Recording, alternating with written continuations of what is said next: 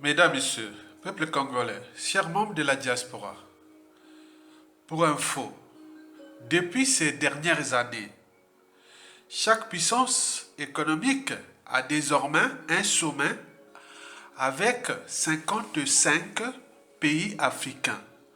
On parle de sommet USA-Afrique, Afrique-France, Chine-Afrique, Afrique-Inde, Turquie-Afrique, Union européenne-Afrique.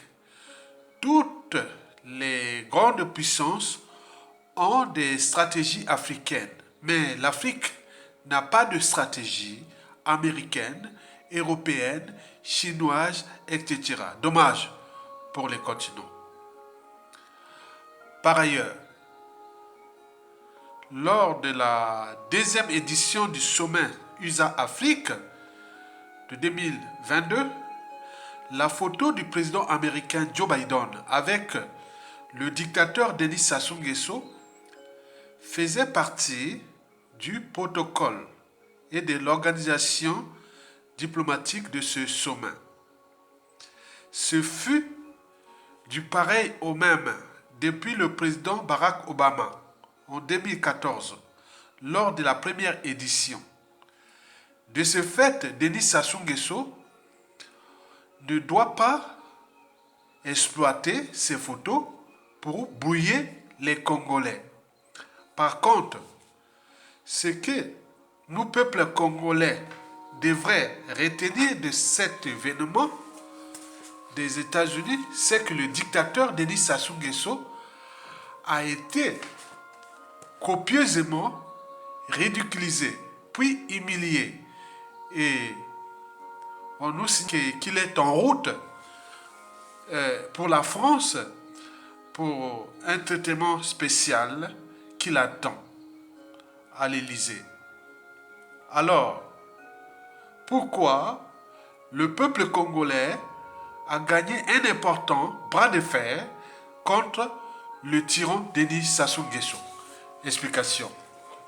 Monsieur Denis Sassou Nguesso, le dictateur, l'ogre des bords de la Lima, le neurotropical, le génocidaire, né avant la honte, les ridicules, né avant l'indignité et les déshonneurs, venait d'être ridiculisé grâce ou grave au FMI. Historiquement, Denis Sassou Nguesso avait deux piliers ou des soutiens au sein de l'institution internationale. Parmi ceux-ci figuraient 1. La France-Afrique, par constellation, la France. 2. La corruption au sein de l'institution. Mais depuis l'annulation de sa dette auprès de l'institution en 2010, vous vous souvenez, par Dominique Tosca Desca, et la restructuration de l'éthique au sein de l'institution, Denis Sassou Nguesso note plus au FMI comme il rentrait dans un moulin. Autrement dit, il est depuis 2016 en difficulté auprès de l'institution. En d'autres termes, fini le cycle de vie. 1.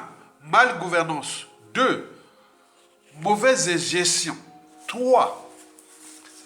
Sollicitation de prêts auprès de FMI. 4. Pour annuler la dette. 5. Emprunt auprès de FMI. Et ça recommence. Et ça dure depuis déjà 1985. Sassou est un abonné du FMI. Malgré les ressources colossales de notre pays, mais notre pays est toujours FMI. Donc c'est une diplomatie France-Afrique avec un bon pion, un bon élève du FMI, donc Denis Sassou Nguesso. Souvenez-vous, avant l'arrivée de Sassou Nguesso au pouvoir en 1979, les comptes de l'État congolais étaient toujours à l'équilibre. Et les Congolais mangeaient à leur faim. L'éducation était au plus haut niveau. L'agriculture, tout marchait très bien. Depuis qu'il est arrivé, les ressources naturelles, les comptes publics et tout est géré dans l'opacité totale. Mesdames, Messieurs, peuple congolais, nous sommes en présence d'un individu qui fut envoyé par Satan le diable, pour certains, mais pour nous, par la France-Afrique, pour l'exploitation de notre pays. Et vous le savez que tout a un début et une fin. Et donc là, Sassou Nguesso n'a pu avoir les crédits auprès du FMI comme il voulait. Donc son régime est au crépuscule. Vous le savez que depuis déjà 2017, il est en difficulté avec le FMI. Et en 2021-22, il y a eu quand même beaucoup d'entrées de pétrole. Mais là, on est toujours dans la merde. Donc, Sassou Nguesso, on les connaît. Donc, vous le savez très bien que la conjoncture économique mondiale de 2023 n'est pas bonne au regard du conflit russo-ukrainien. Ce qui fait que les indicateurs macroéconomiques de notre pays seront mauvais, très mauvais en 2023. Ce pays court le risque de cessation des paiements. De ce fait, le FMI reste prudent. Malgré la corruption, malgré toutes ces instances de gouvernance globale où Sassou a corrompu qui travaillait pour son compte, tout le monde dit que non, le régime là est au crépuscule, donc on ne va pas lui donner l'argent comme ça. Maintenant c'est par tranche par tranche. Imaginez qu'on vous dit qu'on va vous en prêter 100 $, on va dire que bon, on va d'abord commencer par 10 $, après on va te donner 30 $, après on va te donner 40 $ par tranche. En même temps, tu dois fournir d'efforts. Mais là, Sassou, ah non, ça ne marche pas. Donc il voulait qu'avoir ça. Du coup, et pour qu'il aille dépenser comme la fait, c'est-à-dire la corruption, le train de vie et surtout le vol. Mais là, ça ne marche pas. Ça ne marche plus. Alors après d'être ridiculisé au FMI, ce fut le tour du Big Bozzer du monde, le président Joe Biden, américain, qui l'a humilié grave. Notre Adolf Hitler, Denis Sassou Nguesso, était strictement interdit de s'approcher de près de Joe Biden pour ses selfies. Denis Sassou Nguesso n'est plus le pion, l'une des pièces maîtresses de l'Occident en Afrique centrale. Ça se voit, il est à la fin. Il est devenu le problème. Et pourquoi? Parce que c'est déjà l'image occidentale. Vous savez qu'il y a les tensions Eurasie Occident en Afrique, et en particulier en Afrique centrale.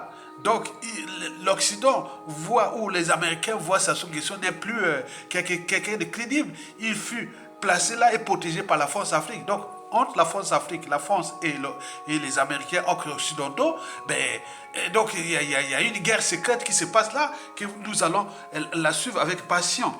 Donc vous le savez très bien que Denis Sassou Nguesso est un criminel qui fut toujours protégé par la France. Et donc aux yeux du monde entier, même les Américains, et tout le monde sait maintenant qu'il y a un criminel qui est là. Donc il est aux abords, il est à la fin.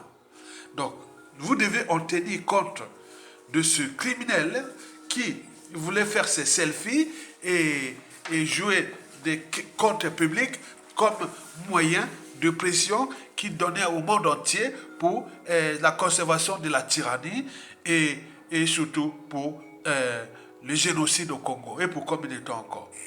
Mesdames, Messieurs, peuple congolais, chers membres de la diaspora, comme jamais 203, après la grande vadrouille ratée du tyran Denis Sassou Nguesso aux États-Unis, au sommet France-Afrique, et en particulier au sommet USA-Afrique, et en particulier auprès du FMI, on en a vu avec le président Joe Biden, il n'a pas reçu.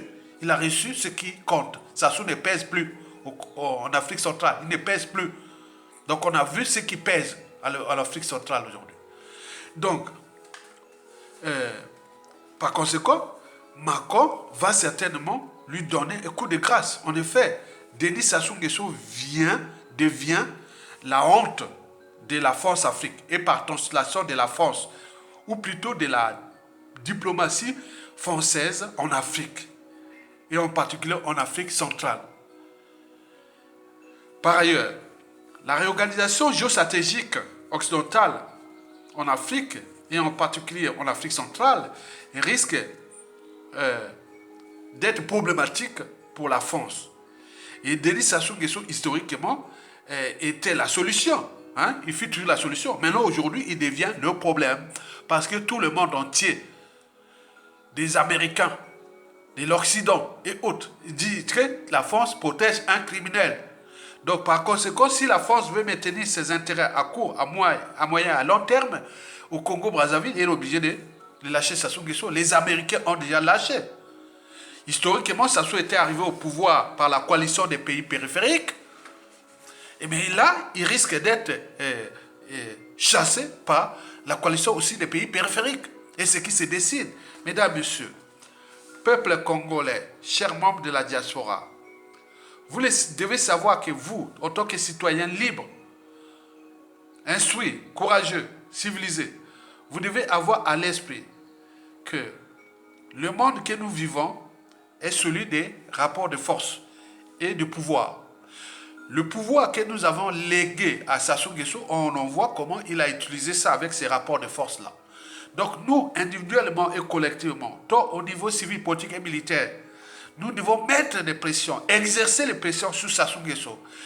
La France-Afrique, les Américains et autres vont les lâcher. Parce que les enjeux géostratégiques des Occidentaux et de l'Eurasie en Afrique dépassent largement la survie encore de ce régime au crépuscule. Donc, mettons la pression. Donc, les réseaux de l'ordre, au pays comme dans la diaspora, les réseaux militaires, les réseaux diplomatiques, les réseaux d'influence, soyons ensemble. Dans la même lutte, ça se voit tomber. Il est vomi par les Américains. Quand l'oncle Sam déteste maintenant Sassou Nguesso, il est à la fin. Donc, rejoignez la résistance. Nous allons gagner. Sassou est fini. Askomina Souka. Donc, cessez d'envoyer des bulles pillantes entre nous. Cessez de nous trahir parce qu'on aura besoin de tout le monde. Ceux qui ont le beau but de mettre Sassou Nguesso hors d'état de nuire et récupérer notre pays et le restaurer en tenant compte de ces enjeux géostratégiques, géopolitiques qui se dessinent à l'échelle de notre continent et en particulier en Afrique centrale. N'oublions pas les enjeux aussi écologiques. Devenez des citoyens courageux, libres, déterminés, de Kolonga. Donc, ne jouez plus aux émotions et aux appartenances. Ayez le sens de la raison, de douter, de réfléchir, de se suturer, de s'organiser et d'agir collectivement. Le premier qui arrive, qui prend le pouvoir, il appelle toute la diaspora, tout le peuple pour penser une nation nouvelle.